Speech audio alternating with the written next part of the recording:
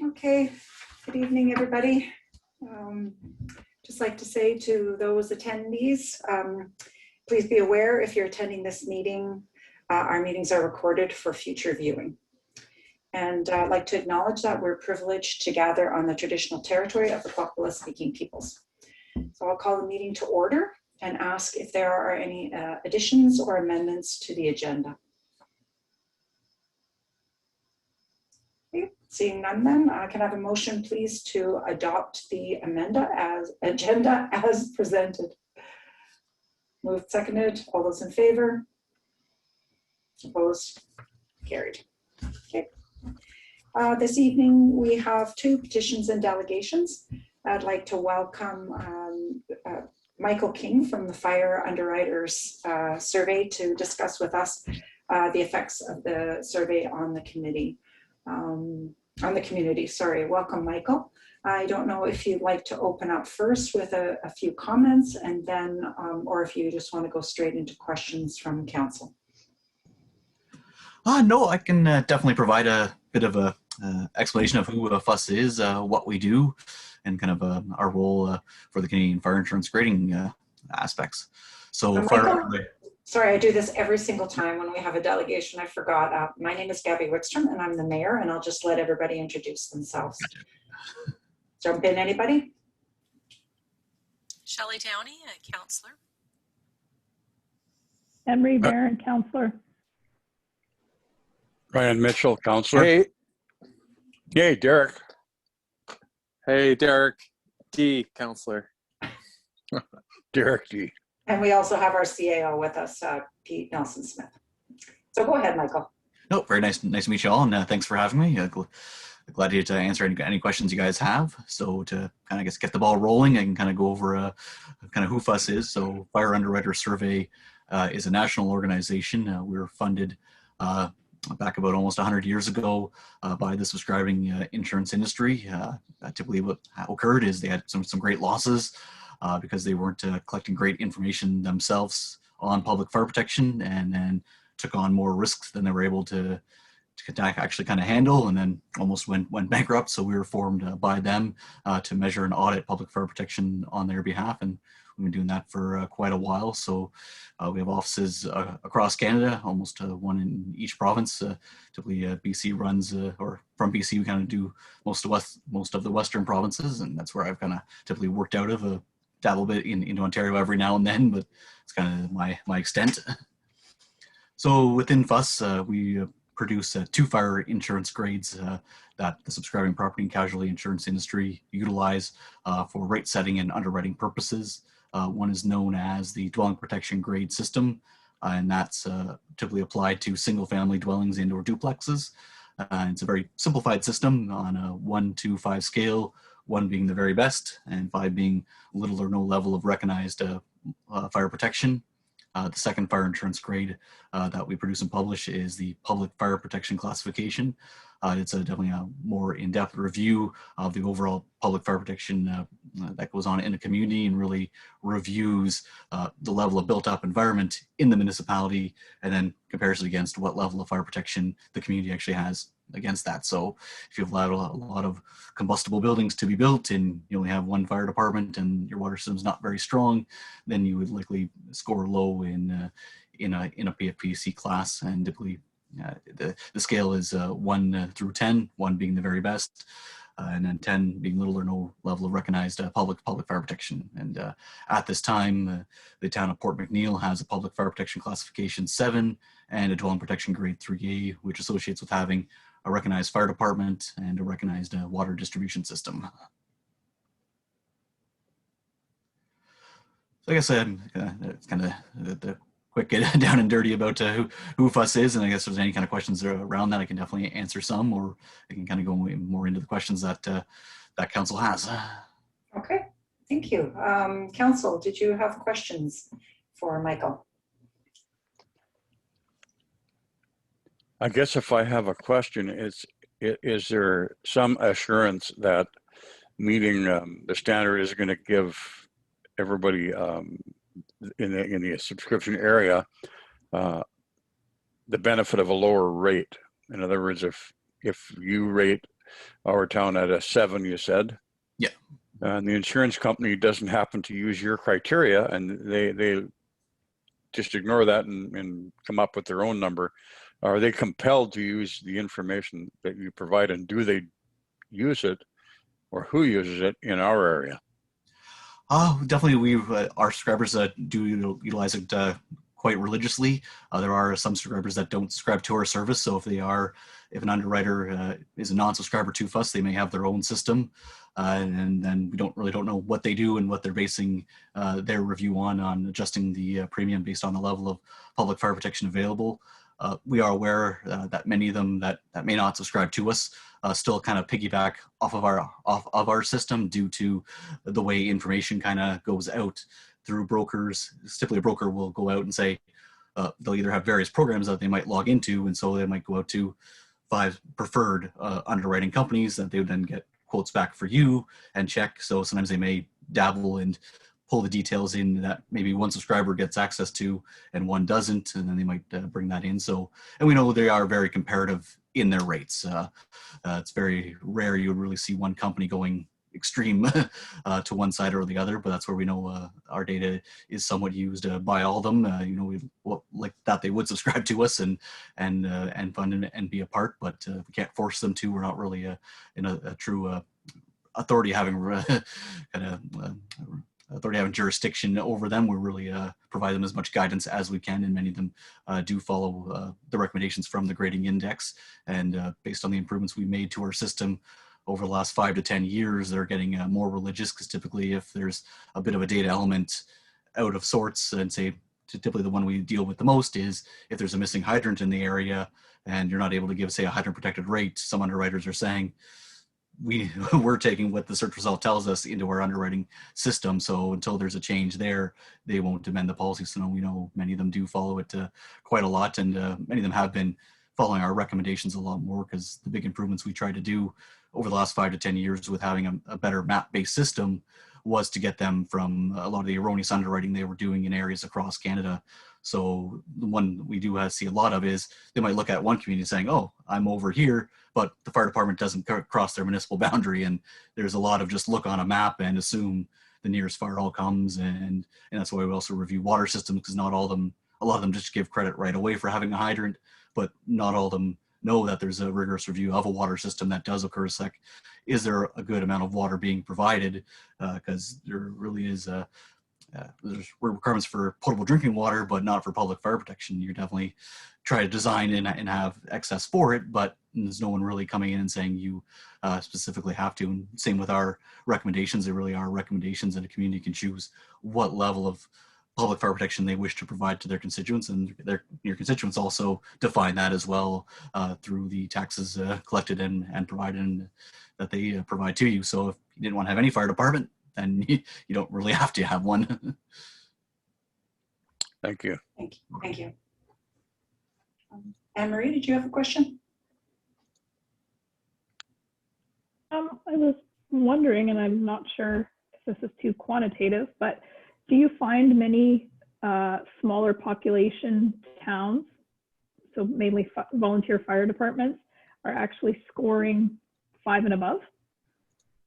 It can be very rare. We'd have to really see, they would likely excelling in many of the PFPC grading items, and it would still be comparative to what they've allowed built in their community. When we measure them, what they have for resources in terms of the design of the water system, the amount of fire apparatus, and so it kind of can go well. And if they had made the right investments or had controls in what they've allowed built in the municipality to kind of keep what we call, in part of our analysis, we look at the building stock throughout the community and assign required fire flows roughly to buildings throughout the community. So we look at the construction of the building, if it's sprinklered or not, exposures adjacent to the building. It all kind of goes in to determine how much water may be needed for a fully involved structure fire.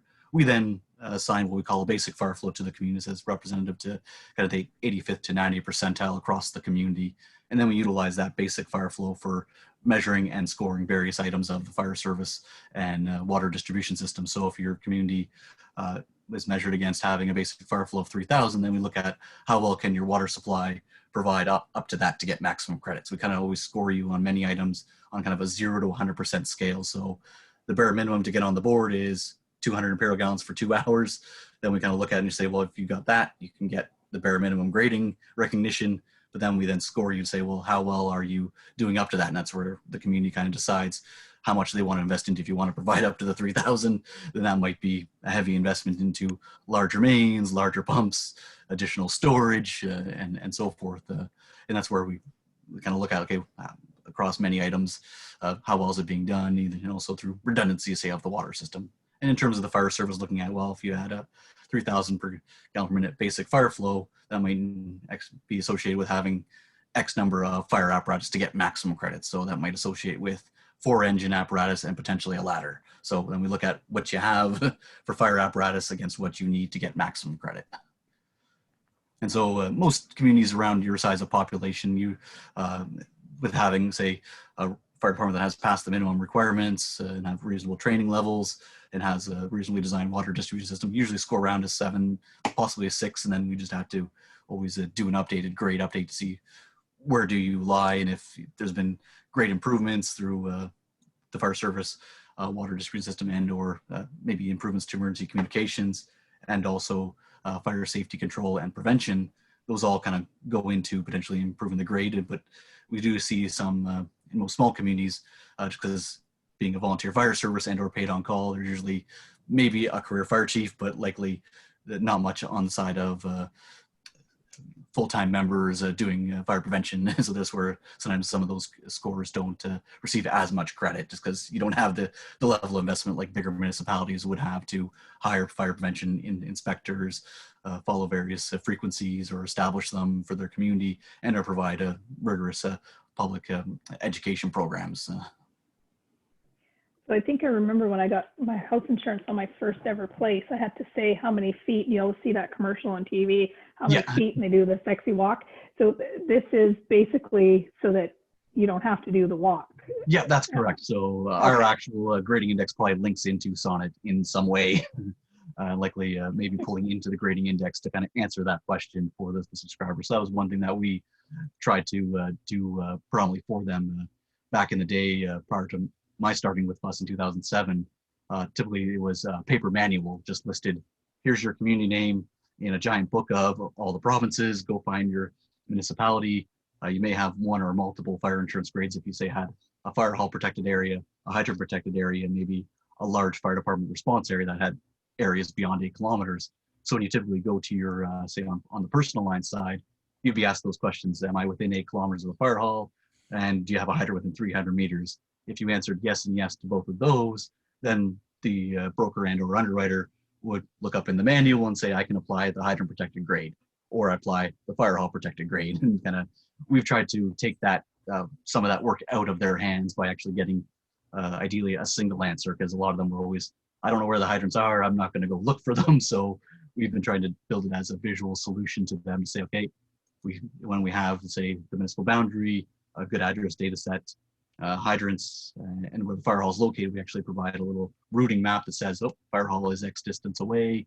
Here's a little bubble that shows some hydrants in the area. And we can recommend that a hydrant protected grade be applied based on the recognition of the fire service and the water supply. And that, based on the hydrants in the area, would be within, say, 300 meters of hose lay for the risk, and then 150 meters of hose lay for commercial lines insured risks. Thank you. Shelley, do you have any questions? Yeah, go ahead. Councillor Downey. Thank you, Michael, for coming tonight. My questions comes around the benefit back to the people in the community. And so right now, our last test was done in 2015, or our last report from you was done in 2015. So how frequently is having this report done? How frequent should this report be done? Granted that in 2015, we received 42% on our training program. So that's kind of a pretty low score, but I know we've invested a lot of money into that. So how can we improve our score and get a benefit back to our citizens when they're purchasing property insurance? Yeah, great question. And yeah, thanks for having me. The main thing to do would be to definitely contact us and supply details, and we'd be more than happy to re-review that area of the grading. We are also moving every municipality in Canada onto a 5-year update cycle. Typically in the past, for most medium to small municipalities, the update cycle ranged anywhere from 15 to 20 years. And that was based on having no level of technology to conduct the surveys. It was predominantly always out into the field, so you'd only be getting a handful done across the country each year, and that was reasonably funded at that time. However, our clientele has wanted to see more frequent updates, so we've been trying to build an online system of data collection to facilitate at least tombstone updates that can occur anytime within that 5-year period. And then FUS will be trying to get every community onto kind of a PFBC grade update review every 5 years. But anytime, let's say we did an update this year and you made improvements 2.5 years later, then you could always submit details in to have a re-review, so you're not locked into having to wait another 5 years. Sometimes a lot of communities do kind of go quite a while. We do a whole bunch and then they maybe wait too long and then find out maybe then they also then detract a lot of that after that time. So it usually does take a couple of years to make some potential improvements into areas. So it's not like it's something that happens just after a month of get a report done and revamp one thing. But that's where we can definitely work and update those items individually, and then always do minor updates to see where the final kind of credit score lies and associated PFBC is for a community, and then kind of see if you're at, say, X number of points now, or right in the middle of, say, 75 points, and another 5 points would get you up to the next grade. Then you can kind of work around that to say, okay, let's figure out what items we may want to look at specifically to work towards there, or are you happy with your fire insurance grade of your community? So I guess what grade should we be striving for? And did I understand wrongly that there is a financial benefit to the citizens when they are purchasing household insurance, property insurance? In terms of, so within our system, we have 2 fire insurance grades. One is what we call the dwelling protection grade, which is predominantly used by personal lines insurance underwriters for single family dwellings and duplexes. So if you all own a home or potentially a condo unit, then you'd be likely being insured under personal lines. So underwriters would be kind of querying our system for that grade, and it's on the 1 to 5 scale. Very simplified, and typically it's a more simplified review, just looking at the capacity of a fire department to provide fire protection to single family dwellings. Whereas on the commercial line side, it's we're really looking at everything else that's not a single family dwelling. So if you had large commercial buildings, how well is the water supply and fire department able to protect those? So we kind of look at, and it's a more of a simplified system. So within the DPG, it's on a 1 to 5. So we have typically most underwriting companies have grouped our what we call hydrant protected rates in terms of we have DPG 1, which is associates with typically career staffing on 24/7. Then DPG 2, which is kind of a composite fire department. They may have 1 member on 24 hours or some kind of duty system during the week. Dwelling protection grade 3A is typically a fully volunteer and or paid on call fire service. And then so most underwriters have kind of personal lines underwriters have grouped them into kind of a protected bracket.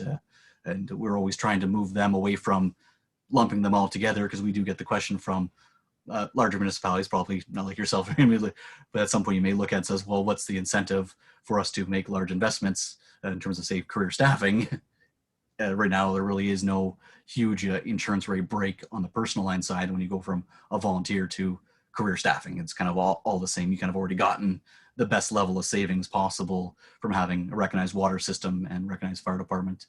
When you say you don't have a water system, then you'd be in, say, a DPG 3B grading, which would then kind of associate with having fire hall protection. So you'd have a fire service that may have an engine and a mobile water supply to bring water from an area to combat a fire that's not on the water system.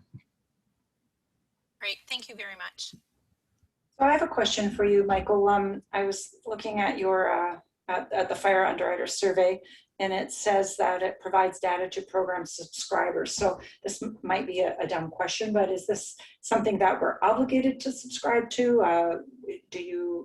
Does everyone in the province have to do this? Once you've done it, do you have to maintain it? Can you just explain that to me, please? Yeah, so we definitely try to get the information. It's really, if the community doesn't wish to participate, we can't force you to. Definitely in the future, we likely will be implementing possible adjustment system for underwriters if we have very out of date information. So we're trying to keep the information as up to date for them so they can underwrite accurately. As the data does get out of date, then they might be more red flags, and maybe they might be more conservative in their underwriting aspects. So more accurate the information, then the more they can take it and be confident in giving their potential rate reductions. As I say, we can't force you guys to do anything. Same with the recommendations that we can provide in the more in-depth narrative reports. They are just recommendations. If you can definitely encourage to do them, but if you choose not to, we're not going to be coming in and saying, oh, nope, you didn't do them. We have to downgrade you now, unless something did associate with a downgrade. Let's say you had 30 volunteers, now you're down to 10. Okay, that is definitely something that could do it, but we wouldn't be looking at saying if we encouraged a career fire chief, which you didn't want to, or go buy 2 more engines if you want to get max credit. That's really up to where a community decides how much investment they want to make. We're really here just to kind of score the level of public fire protection being provided in a community, so the underwriting companies then have a number so they can make adjustments to the base premium of the property. So one follow-up on that then is, what's the benefit of a community engaging and having this kind of a survey? So definitely their benefits are that have been kind of already achieved is getting insurance rate reductions for constituents in the municipality. So with communities like yourselves that have had levels of recognition for quite a while, you've definitely been maintaining that benefit. So the main thing always is one thing is to kind of keep the data up to date to make sure that you still are qualifying for potential, let's say on the dwelling protection rate side, the hydro protection rate reductions for personal lines insured property owners, and then potential lower insurance rates on the commercial line sides. So that's why we really want to keep the data up to date. So those are being maintained. If community didn't want to participate in update, then that's where we may have to have a downgrade system in the future, or just let the underwriters know, well, it's quite out of date. We knew the last time we reviewed them, they had this, but if it's gone below it, then maybe you want to be more cautious in the rate you're maybe determining. So that's what I say, the more community keeps the data up to date with us, then we can make sure the underwriting companies have the correct data. So then all the constituents, and initially when a community does start out public fire protection, there is a bit of more of a cost benefit to analysis, almost equal, because you might have a large invest if you little investments you do make, you kind of get them back in the years. It'll all be kind of paid off.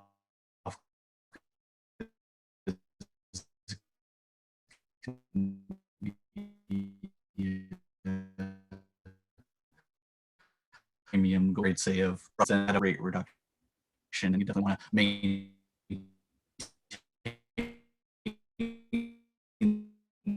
that and not have it disappear. Let's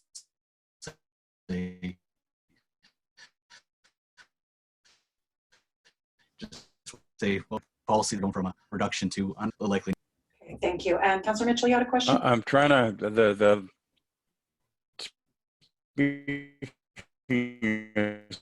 just a little bit faster